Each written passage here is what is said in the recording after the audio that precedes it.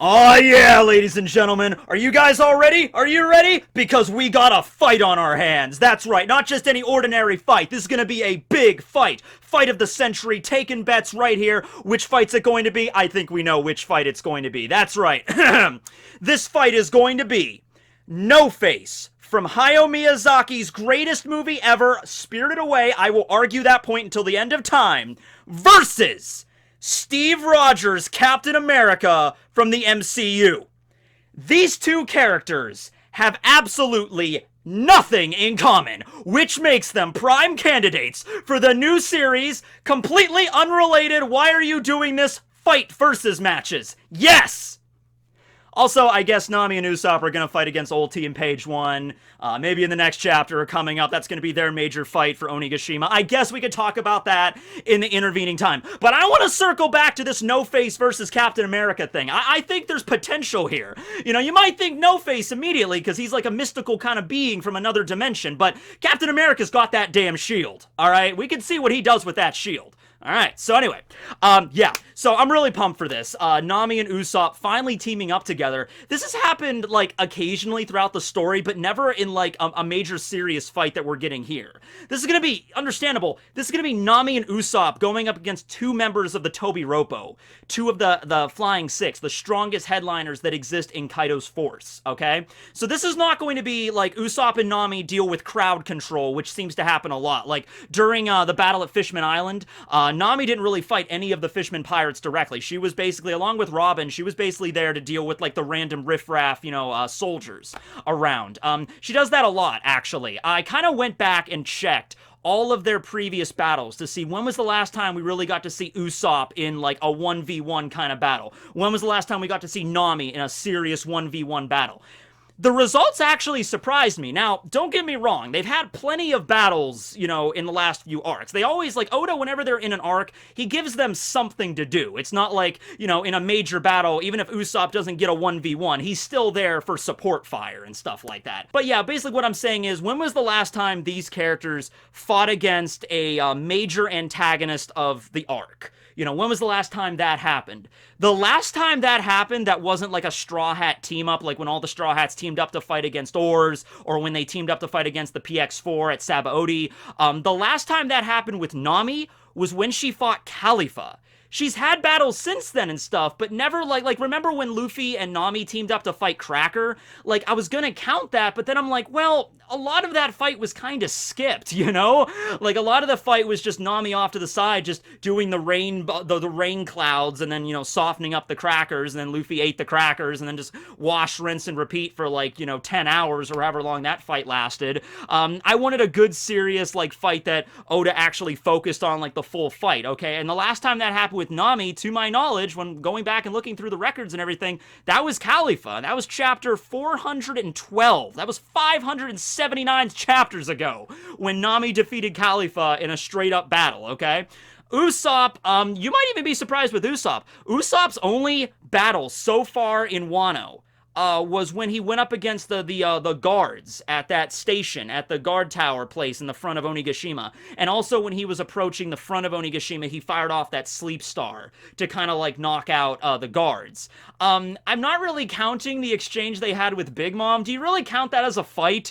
They were in the tank, and then Big Mom comes out, and then they fire a mortar into her face, and then they immediately are like, we gotta get out of here! Do you count that as a fight? Same thing with Nami. Like, Nami went up against Big Mom. She, like, launched a lightning attack against Big Mom, but that wasn't like Nami's, like, 1v1 Big Mom, get back, Luffy, I got this!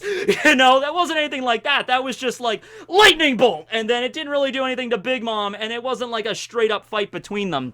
Nami teamed up with, I think, like, Carrot to fight Brûlé. Also, that might have been that, but do you count Brûlé as, like, a major antagonist of the arc? I really don't, So I'm going with Khalifa in that regard there. With Usopp, He did fight against Daruma at Fishman Island, if you want to consider, because I guess, yeah, Daruma was a member of the New Fishman Pirates, and the New Fishman Pirates were the antagonist group during that arc. It's just that they weren't very powerful compared to the powered-up Straw Hats after the time skip, but I guess Daruma would have been the last major battle Usopp had in that regard. He fought against some random scientists and, like, Caesar's soldiers. He had the epic moment with the slingshot at Dressrosa and everything like that. So I guess you could say he fought against, like, Treble and Sugar, but he lost. He technically lost. In terms of power, he was beaten down and about to lose. It was like just a kind of a joke at the end with the fire, with the Tanta Tabasco thing that like erupted. It caused everybody to, like Sugar to pass out, and then that, you know, canceled out her powers and everything like that. So I guess you could count that as the fight. But beyond Daruma, I was looking at like Usopp and Perona. During Thriller Bark, when he had his like one-on-one fight with Perona there. So it's been quite a while, and like I said, these two team up every now and then to do like crowd control, and also Usopp is the one that always modifies the climb attack for Nami, but the two have never actually like teamed up to fight a group like the Tobi Roppo, so I'm really, really pumped for this. I really hope Oda just kind of focuses on this now, because we could always have a thing where each of the Straw Hats have to go, like, you know, Zoro goes to fight King, Queen goes to fight Sanji, and then they have their fights there, and then meanwhile the Tobi Roppo fights are going on at the same time, and Usopp and Nami might be the first ones to defeat their respective opponents. I think Page One is the weakest out of all the Tobi Roppo. I wouldn't say Ulti is the second weakest, although she actually, you know what, she might be. She might very well be, because I think, like, Sasaki and Who's Who are going to be, like, the strongest. Drake is kind of on their side right now. And you got Black Maria, I think she's going to have a really strong power. I think she's going to turn into, like, a Gigantosaurus or something, like something huge. And then just Page One and Ulti. So I guess by that logic, I'm guessing...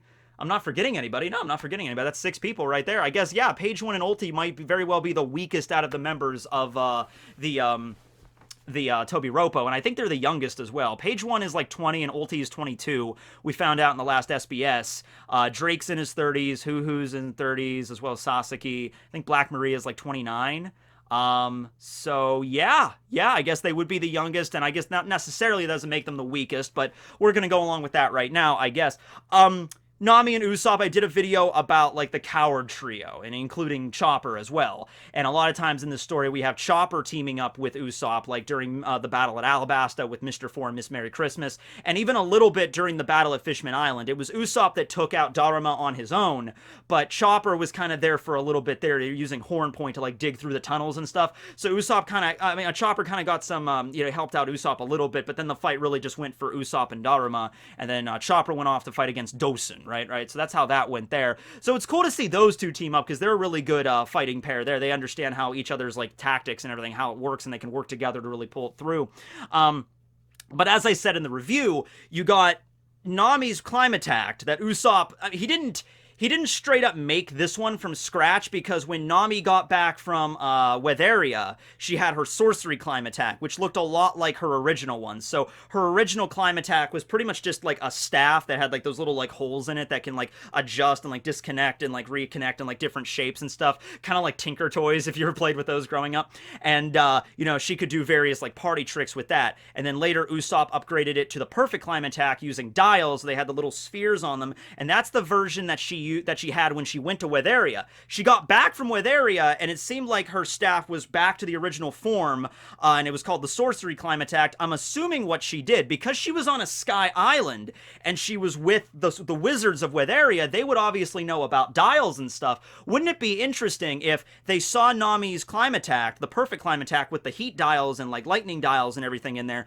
and they looked at that, like Hara just looked at it, and just like, oh, you're using dials for your weather capabilities? Well, that could work, but why are you doing that when you could just install weather eggs in there? Like I'm sure Haradis would kind of keep it, like, he would kind of laugh at it, like, oh yes, dials, I guess you could use that if you want to create a heat front and a cold front, but why not just literally use, like, the power of a cold front in a bubble and just install that in the climb attack? So I could see the wizards taking her perfect climb attack and making it into the sorcery climb attack, and like, here you go, Nami. So it retains some of the original additional things that Usopp added, but also some stuff maybe he couldn't really understand, like he couldn't piece it all together. But sure enough, Usopp's really good at tinkering. He's an artificer, basically. And so at Zou, he tinkers with it some more and creates the version that she has right now, which is like combining the power of the sorcery of Weatheria, Usopp's clever ingenuity from like before, like when the original Climb attacked, and the Pop Green abilities from the Boeing Archipelago, all combined into one weapon, where it's part plant, where, you know, she can like grip it and it extends. Still think like Oda, a little bit on the nose there, I'm just saying, but okay. So it can extend, but it can also use the power of the weather balls and stuff and the weather eggs from Weatheria, that kind of cultivation that Nami learned, and it's still like a staff weapon, and she could still probably use all the same techniques she could use before, like at Alabasta in the first form of it, right? So because Usopp built that, and it's technically part Pop Green right now because it can extend and everything, I'm sure there's probably really good combinations that Usopp could do with his Pop Greens with Nami's Climb attack. All right? Maybe Nami doesn't know about those combos right now. Usopp would probably have an idea, and he would probably be the one to initiate it. He would probably be like, oh, wait, do it, damn, Nami, I have an idea. Okay, use the Climb attack to fire lightning at the enemy. And I said this in the review, like, he has, like, a Pop Green that creates, like a weather vane or, like, a lightning rod, and it, like, strikes, you know, Page One right on the head or something like that. Or, there could be a thing where Nami could summon rain. So Nami summons rain, and then Usopp's like, oh, these are like very deadly Pop Greens. Whenever they come in contact with any sort of moisture, they turn into like giant carnivorous, like, oh, Usopp could have dinosaur Pop Greens. Do not say for a second that is not possible. He had a Pop Green that turned into a giant wolf fern that like devastated Dharma. Impact Wolf! You know, if he has a giant Impact Wolf, and if he has a giant like Venus flytrap monsters like the devils that come out and everything, do not say for a second he does not have, oh wait, this is my Tyrannosaurus Rex Pop Green. I never got a chance to use this yet. Nami, fire some water. Pop! And then, like, the more moisture there is in the surrounding atmosphere, the bigger this thing becomes. That actually, if not a Tyrannosaurus Rex Pop Green, which maybe, I don't know. If not that, there might be a Pop Green that operates that way. Like, the more humidity, the more moisture there is, the larger it spreads out, because it's a freaking plant, you know? And so Nami has the ability to create rain wherever she wants. There you go.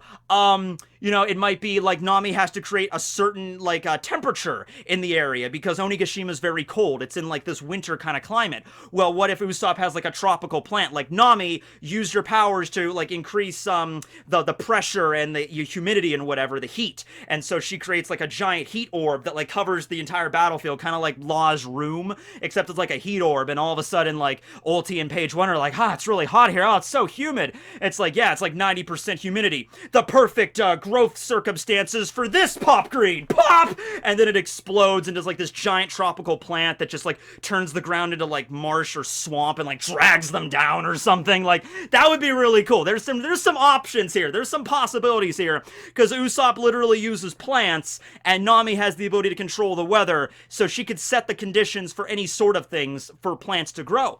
You know, that was a big question I had when I made the Pop Green video a couple months ago. Like, what are the circumstances where the Pop Greens get activated? Usopp has this giant pile of seeds in his messenger bag, right? He takes out these seeds, and they're harmless seeds, and as soon as he fires them from his slingshot, they explode into Pop Greens, like the Devil, or the Sargasso, or that Skull Bomb grass shit.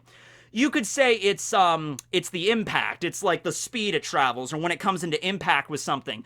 There was that technique he used in Stampedo, Snake Fireworks or something, where he specifically mentions it gets stuck in an opponent, and then a strong impact that's the thing that actually activates it and like ensnares the enemy, right? So I'm figuring a lot of his Pop Greens have that kind of trigger mechanism where it's like as long as it's firing at a high velocity or it hits, that's when it explodes. But Usopp might very well have a lot of Pop Greens in his bag that he cannot use unless they're under very specific circumstances, unless it's raining, or unless it's very cold, or very hot, or very humid, or whatever, and Usopp never really had the chance to use those, so that's why he always relied on like Midori Boshi Devil. I can use that wherever. Maybe he could have only used Sargasso underwater, because that's the only time he ever used the Sargasso, when they were traveling undersea.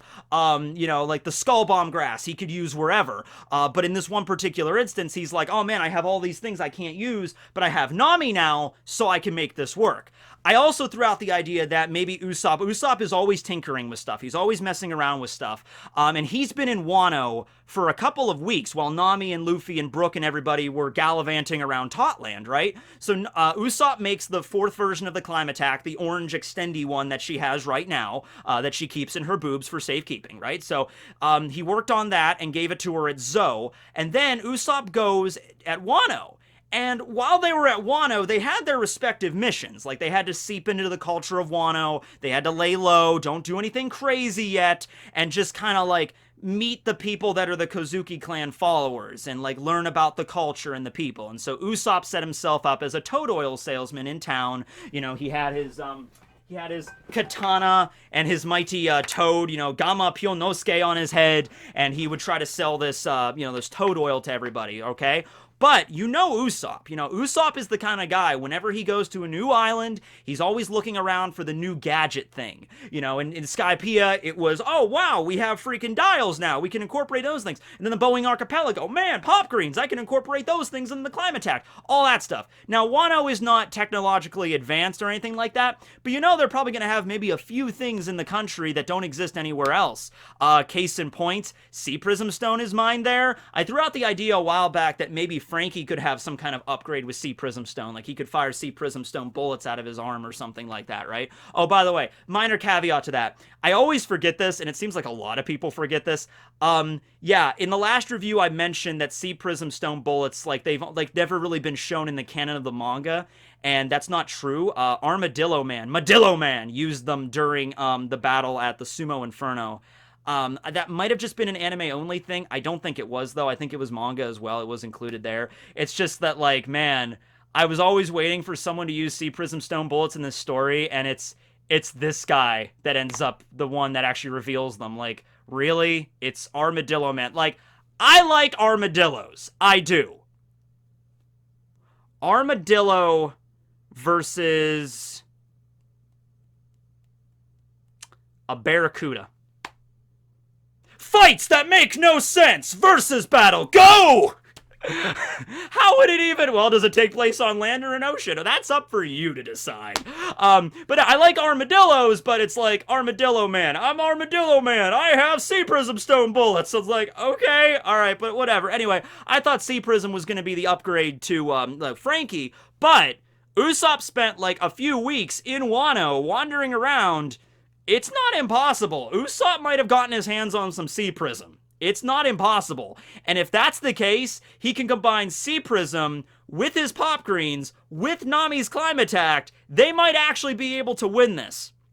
Because even without the Sea Prism Stone, I think it's conceivable that Nami and Usopp can beat Page One and Ulti. What do you think about that? I think they're high enough level now in the story where I think they can do it. Now, it's not going to be an easy victory. I could see this going down where, Page One is this giant Spinosaur, Nami uses, a lightning egg or whatever, and just boom! And just sends a lightning bolt right down on Page One. And I could see Page One really not reeling from that too much. I could see him just being, from a combination of maybe his rough skin and maybe his, because that makes sense. Rough skin protects you from a lightning strike. Sure, why not? It's manga. And armament hockey, maybe a combination of those things. He's like, that barely even tickled. Ugh. And then freaking Ulti would freak out. Pei, no! He's gonna have a fight where Nami attacks Page One, and then Ulti sees that, and Ulti just goes crazy. Pachycephalosaur. Have we ever seen Ulti in her full Pachycephalosaurus form? I don't think we've seen it. I think she just usually goes into her hybrid forms, right? So she's gonna turn into a giant Pachycephalosaurus like Rampardos from Pokemon and just trying to ram right into freaking Nami. That's when Usopp activates a protection barrier wall with his Pop Greens, and she gets ensnared in that like a briar bush or something, like a thorny briar that gets stuck and she can't move and she's getting pierced and stuff. And then that's when Nami bursts down another lightning bolt, stay down, something like that. That would be cool. There's just so many opportunities here because when Luffy goes into a battle, what is Luffy's got Gamu Gamu no pistol, shotgun. He doesn't use shotgun that much. I wish he would use shotgun more. It's a cool sounding attack. Gatling. He's got Gear 4th or whatever. Zoro's got his swords. And I love Zoro. I love Zoro. He's got Tatsumaki. He's got the freaking Pound Hose. He's got all that stuff. I like it. But whenever you gotta fight with Frankie or Usopp or Nami, it's like they got a lot more stuff in their repertoire. They got a lot more unique things they can do. Nami can command the weather in localized areas. Usopp's got a magic bag full of pretty much all this random gadgety stuff that him and Frankie have come up with. Frankie's got his Megazord and all the stuff he's worked on inside of his body. Frankie's got nipple lights, okay? When he rolls up to a battle, you know it's going to be a party battle, okay? So that's what I mean. Like, battles between these two, it really, really lends itself for creativity on Oda's part. Like, Oda could do some really, like, I'm trying to think of some, like, the wackiest things that this could happen, but it could work. Like, I don't know, like, Usopp fires a pop green and it creates a giant hole in the ground. I'm literally making this up as I go. Creates a giant hole in the ground, and then Ulti and Page One fall down the hole, and then Nami uses a combination of heat and cold because, like, it's like, you know, the heat would go to the, wait, how does weather work? Does the cold front go to the bottom, or does the hot air go to the bottom? Whatever, like, one goes to the bottom or the other, and they use it to either freeze or burn in a giant hole. Ulti and Page One. I'm not a meteorologist, okay? I'm just trying to come up with ideas here, okay? I know a lot about weather, but, like, some kind of weather front plant combination. Dead. I think it could work, though. I think it could work. Especially since Ulti and Page One, you know, they're strong, they're ancient zones, obviously, but they don't have any really wacky, crazy devil fruit powers. They're not going up against Logias, they're not going up against some Paramecia that has some really wackadoodle crazy power. At the end of the day, Ulti and Page One really only have, like, an insane amount of physical strength and stamina, defense, running speed, headbutt power, you know, stuff like that. That's really what Ulti and Page One are bringing to the table here. They might have other weapons. They might have other weapons we didn't really get to see yet. Like, Ulti might pull out something. Page One might have like a special weapon he only uses when he gets serious. Like, when he goes into his Spinosaur form, he uses some kind of weapon. Like, he attached, you know how, like, Horty had that, like, blade he attached to his shark fin? Maybe Page One would have something like that. I don't know. Also, we don't know where this fight's gonna take place, because Nami and Usopp were running away from the festival hall last chapter, and kind of Sanji called back to them like, hey, okay, you guys have fun, see ya, Nami, Usopp, take care of her, you two defeat those Tobi Roppos now, alright, come on, Luffy, let's go. So that was kind of a funny scene, but, so the battle could continue on another level of Onigashima. They could have run into, like, the side hallway where there's nobody out and around, or they could have gone outside, where, you know, Big Mom launched that, like, Ikoku's sovereignty that blasted a giant hole in the side of Muffin Mountain, so they could climb through the hole and they could get outside and they could fight there. I think it would work best if they found a place where there wasn't, like, a lot of other people around. I don't know how feasible that would be, because there's probably, like, people everywhere running around Onigashima. There's, like, soldiers and the other beast pirates and, like, samurai and ninja running around everywhere. You could still have a moment with that. You could still have a moment where, like, Nami and Usopp are running and they get, like, caught by, like, a giant group of, like, not a giant group, but, like, a, you know, like, a couple dozen of the beast pirates, like the waiters and the pleasures, and they're just kind of like, no more running now, and then Ulti and Page One are behind them, and then, like, I would love if there was, like, a really cool moment between the two where Usopp and Nami kind of looked at each other, because they have that, like, best friend kind of vibe where it's like, I don't really see them as a couple. I don't think that's where Oda's... I mean, obviously, Oda said he's not going to romance the Straw Hats, but I never even had that with Usopp and Nami. I think they just really feel like they're both, like, the weaker members of the crew, so they kind of have to stick together and work together, and, you know, Usopp makes the climb attacks and everything, and so I think they, like, respect each other. They're kind of, like, really just close friends in that regard. So there'd be, like, a really cool scene where they're running, like, they're scared, and then there's waiters and pleasures there, and Ulti and Page One are behind them, and they have a brief moment where they just kind of look at each other, and, like, Nami's like, I'll take this group, and it's like, alright, I'll hold off the dinosaurs, and it's this really cool scene where they both kind of, like, Nami's like, wow, Usopp said that really cool, and Usopp's like, wow, Nami said that really cool, and, like, pop greens, and then she's like, lightning ball, and then, like, they attack, and then in the middle of the dust, they're standing there, like, really cool, and like, yeah, we're awesome. We should probably run away before the dust clears. Yeah, we should probably do that. And then run away. Like, that would be really cool. And then the riffraff is defeated, but then Ulti and Page One burst down, like, damn it, again! And then they start running at them. Like, that would be funny. It's like a lot of comedy elements are here. Also, there was that scene at Punk Hazard when they went up against Buffalo and Baby 5. Also, I don't consider that much of a fight. It really wasn't a fight. Usopp fires a shot, Nami uses a weather ball, they both get electrocuted, they fall to the ground. That wasn't a fight. fight. You know what I mean? They even said it, like, as long as the enemies are miles away, well out of fighting range, like they can't hurt us, but we can attack them. Yeah, we're good. We're fine. We're super confident now. So, yeah. Oh, you know what? That would honestly be smart. That would be smart as hell. If they ran away, hid somewhere in the mountains, and then just use hit and run tactics. It's not like a typical way a battle goes, but they're pirates, and that's playing to their strengths. You know, it's like when I'm playing my rogue, William, in the One Piece D&D. And I didn't start playing him as a rogue until literally like one episode ago. You know, it's like I started playing him as an actual rogue, like standing on the sidelines, you know, attacking with the sneak attack damage, not getting right up and fighting the opponent like one-on-one, like right up against him. I'm just like, wow, this is way different now. And it's like, yeah, that's how rogues fight. I'm like, oh, cool. That might be something like that. Run into the mountains, hide in the trees, use a pop green to hide yourself in like a huge, like, use pop greens to create like trees all over the place and then hide amongst the trees and then use your freaking like hit and run tactics to like lightning bolt or like pop green, Midori devil, and just attack the enemy. There's a lot of opportunities for this. There really is. I feel like I'm just going to keep on rambling at this point, so about good 20 minutes into this, I'll end it here. But, yeah, I'm really pumped for this. I'm really excited now. I was like, man, I'd like to see what happened with Kinemon and the Scabbards next chapter. I'd like to see, like, you know, Frankie go up against one of the numbers or multiple numbers. Like, I'd like to see all that too. But now I'm getting really pumped. Now I really want to see Nami and Usopp's battle next chapter. So we'll see where this goes. Yes, we'll see where this goes. Anyway, thanks for watching, everybody. Remember, let me know, no face against Captain America. I think he can pull it out there. Also, Armadillo against Barracuda. I think I'm gonna put my money on the Barracuda on that one. So anyway, have a great night, everybody. This will be Tekking signing out. Tomorrow, Wednesday, I'm gonna be doing the fan mail stream tomorrow. At the last day of September, so I'm gonna get that out tomorrow, so look forward to that. And today, Tuesday, I'm gonna be on the One Piece Virgin podcast, recovering Dressrosa. That'll be at 4 p.m. Eastern Standard Time today. I'll leave a link to that, so you can check that out. Thanks for watching, everybody. Tekking, signing out!